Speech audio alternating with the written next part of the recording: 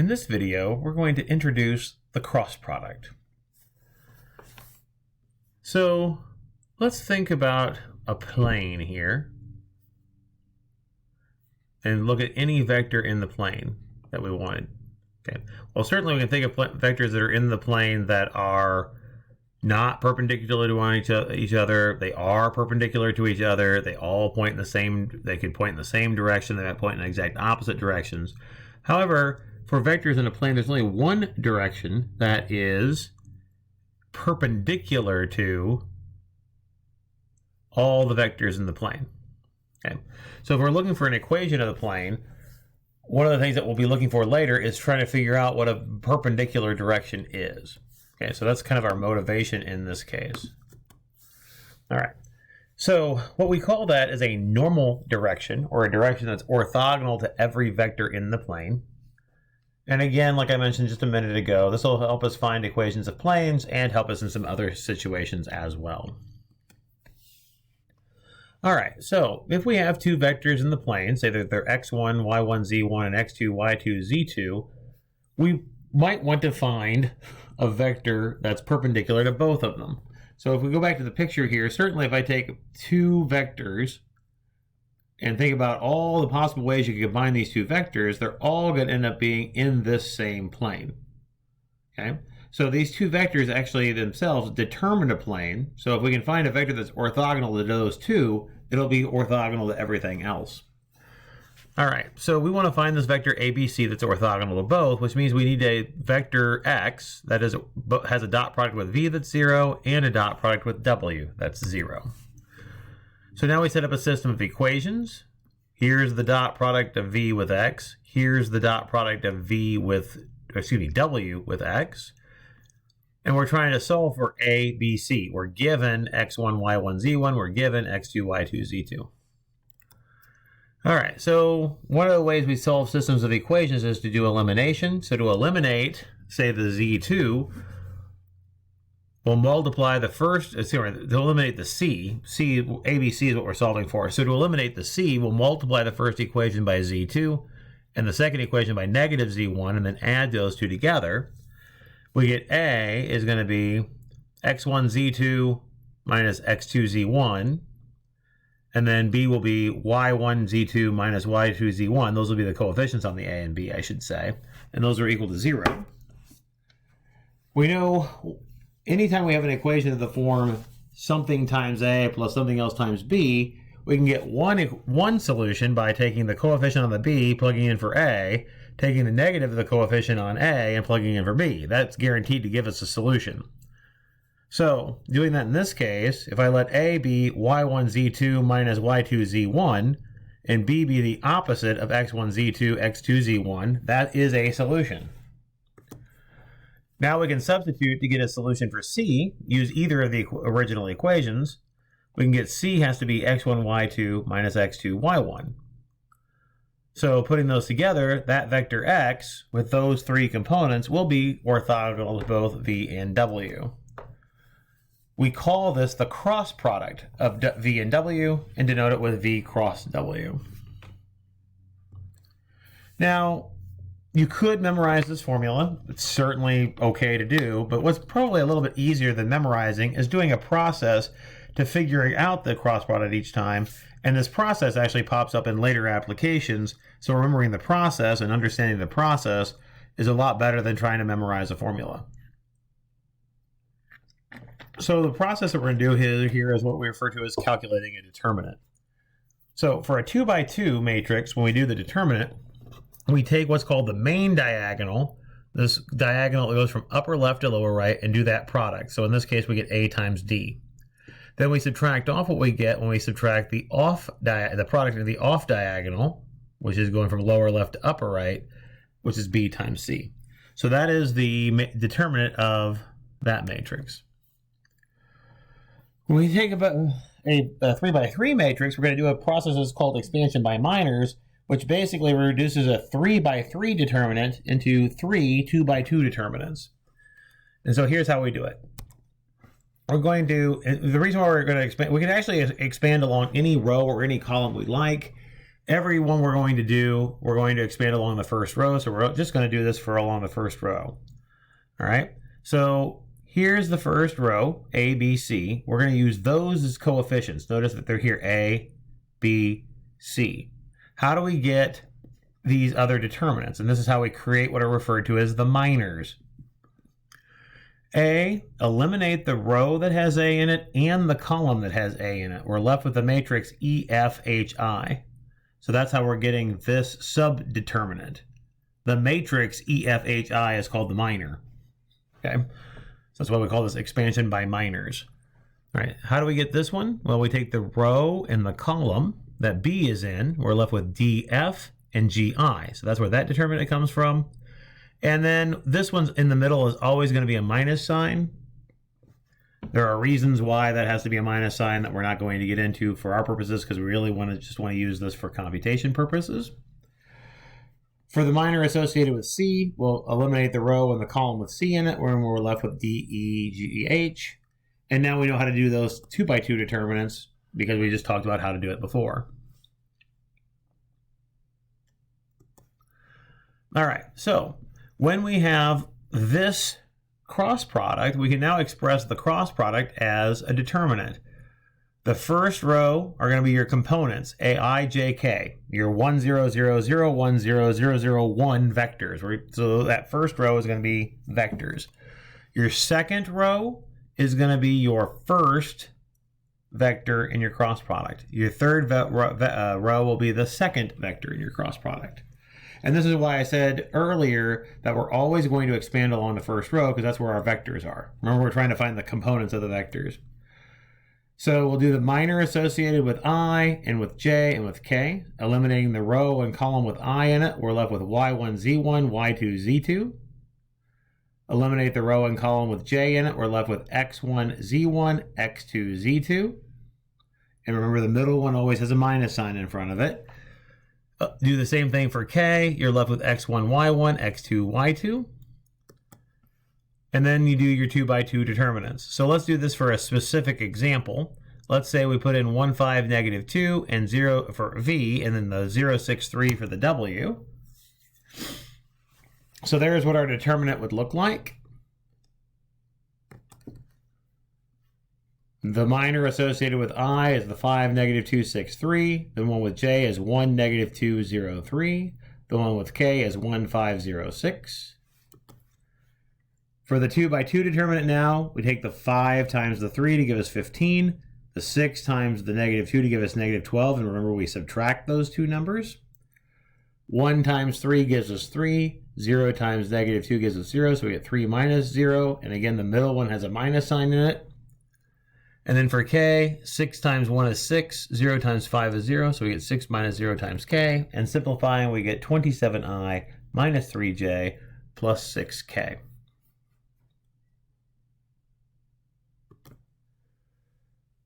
So let's look at some various properties of the cross product. The main one that we've talked about so far is that the cross product gives you a vector that's orthogonal to two given vectors.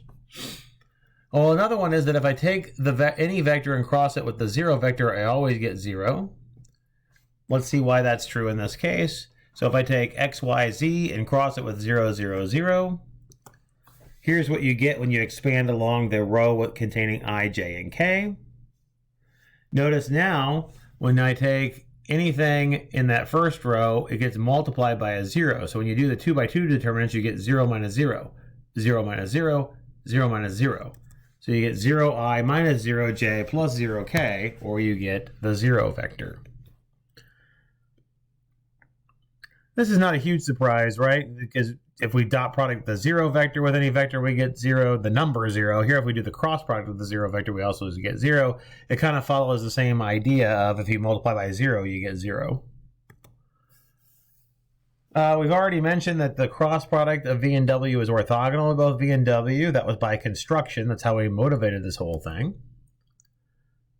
We can also figure out the magnitude of the cross product by doing the magnitude of V times the magnitude of W times the sine of the angle between them. This is analogous to the dot product formula. Let's see why this is true. Well, certainly we know that if we go through all of the work, our V cross W is this formula. Let's do the magnitude squared in this case. Just makes life a lot easier without having to worry about the square root in there. So we do the sum of the squares of each of the components. If you go through some algebra and refactor, you can check this, or probably the easiest way to check it is to multiply out line 2 and multiply out line 3 and see you really do get the same things. You get x1 squared plus x1 squared plus y1 squared plus z1 squared times the quantity x2 squared plus y2 squared plus z2 squared, and then minus the x1 x2 plus y1 y2 plus z1 z2 quantity squared. This is magnitude of v squared, this is magnitude of w squared, and certainly this is the dot product of the two squared. We know that we can substitute for the dot product, the product of the magnitudes times the cosine of the angle between them. So the second term now becomes magnitude of v squared times magnitude of w squared times cosine squared of theta. We now have a common factor we can pull out, and we're left with the 1 minus cosine squared theta in the second factor. We know that 1 minus cosine squared theta is the same thing as sine squared theta. So now we've got magnitude of v squared times magnitude of w squared times sine squared of theta. And if you take the square root of both sides, you get the exact property we're talking about. This property is going to help us with areas here in a little bit. You can check if two vectors are parallel, if their cross product is 0. It's analogous to checking if two vectors are perpendicular or orthogonal by taking their dot product and getting 0. We can use this property to get at that. If they're parallel, then the angle between them is either 0, they point in the exact same direction, or the angle is pi, they point in the exact opposite direction, but sine of 0 or sine of pi is 0 all the time. So the length of the cross product would be 0, so the cross product itself had to be 0. That vector itself had to be 0. If the cross product is 0, that means the length of it is 0. The length of the cross product is 0.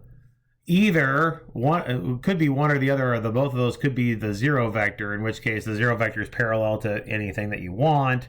Well, actually, we're not worrying about the 0 vector here. We said non-zero vectors. So that means the magnitude of v and the magnitude of w can't be 0, so the sine of theta had to be 0, and we said that all of the angles that we're considering are between 0 and pi. So either the sine of theta is 0, either theta is 0 or theta is pi. So this is a typo. This shouldn't be here. This shouldn't be sine. It should just say theta is equal to 0 or theta is equal to pi. I apologize for the typo. These signs should not be here. If the magnitude of, if the cross product is 0, then the magnitude 0 means one of these factors had to be 0, but we're talking about two non-zero vectors, so the sine had to be 0.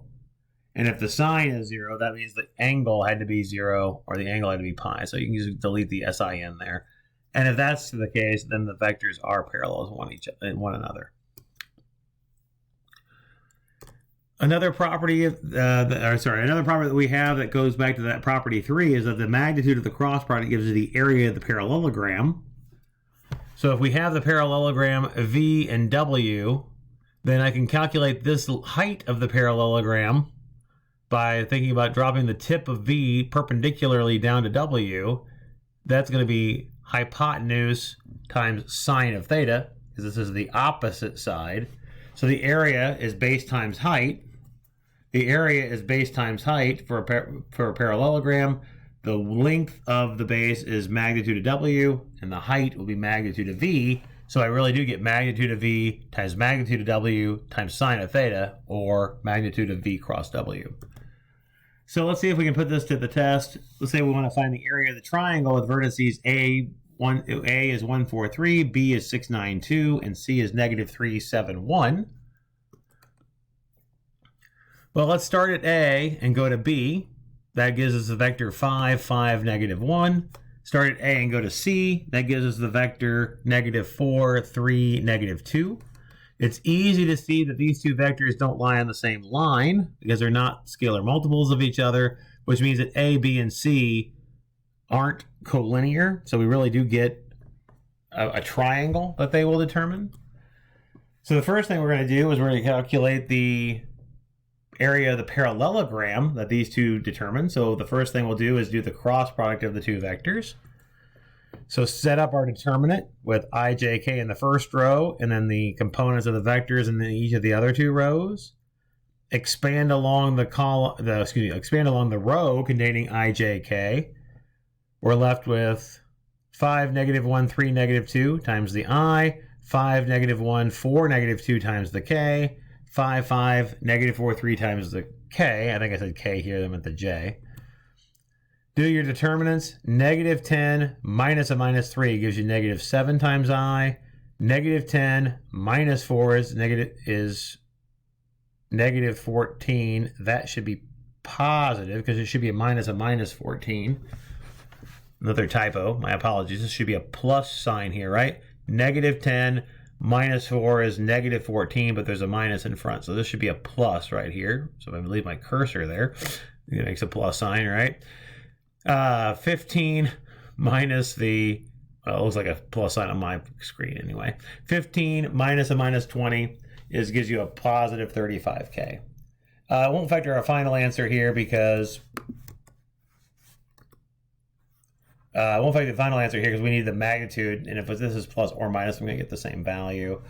So the area of the triangle will be half the area of the parallelogram. So we'll do -7 squared. This should just be a 14 squared. Again, this was positive, but again, it doesn't matter since we're squaring it.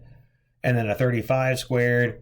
And if you simplify that, you'll get 7√30 for the area of the parallelogram. We'll do half of that because it'll be half the area of the parallelogram is the area of the triangle. So we'll get 7√30 over 2.